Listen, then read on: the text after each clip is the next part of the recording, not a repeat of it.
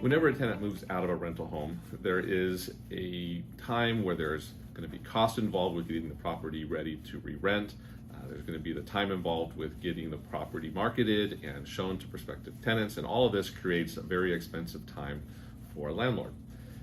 One of the things that is built into our lease to help offset some of those costs is the security deposit. The security deposit is designed to protect the landlord from a breach of lease by the tenant. So anytime that they don't pay rent or they cause damage to a property, that's what the security deposit is designed to offset.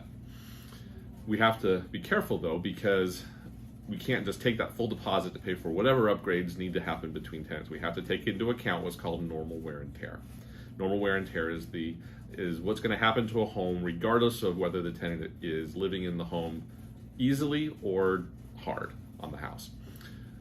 So we have to take into account a proration amount for the work that is needed. So let's have a for instance. If we have a home that is freshly painted and has new flooring put in before the tenant moves in, the generally accepted life expectancy for interior paint is 4 years.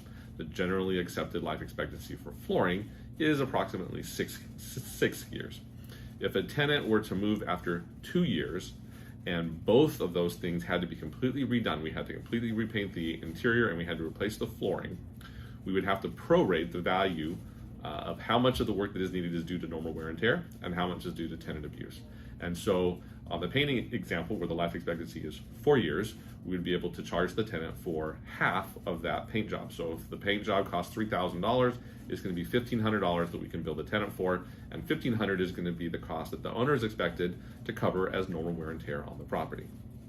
For the flooring, because the life expectancy is 6 years, and we need to replace it after only 2 years, then we can charge the tenant 2/3 of the value of the carpet and not just half, if that makes sense.